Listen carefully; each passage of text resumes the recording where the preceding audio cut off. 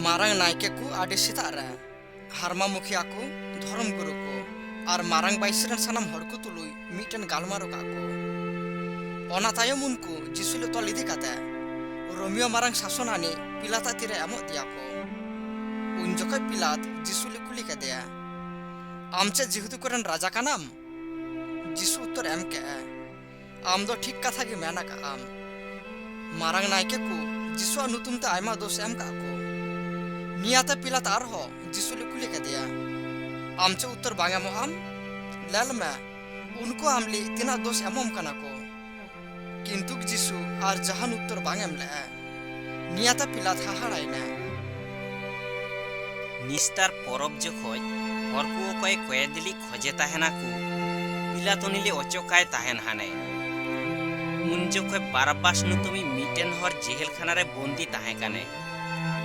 विद्रोहरा जखय उनी विद्रोही को तुलुई ताहे काते खुनले को हाने हरकु पिलाठेन हेय काते मेन का को आम सानाम घाड़ी ओका रिकाय ताहेनाम नितो ओनागी रिकाम पिलातुनकुली मेन के कुये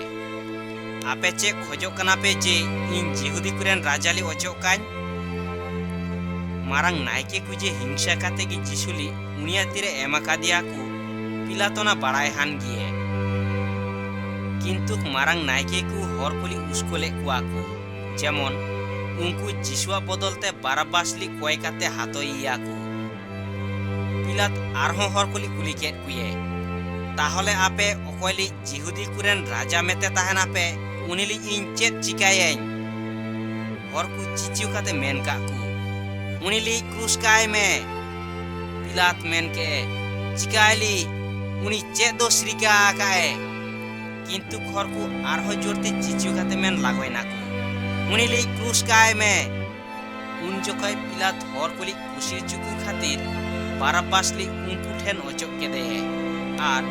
जिसुली आड़ी आट चाबुकते चार नयरा हुकुम एम काते क्रूस एम खातिर एम के हुए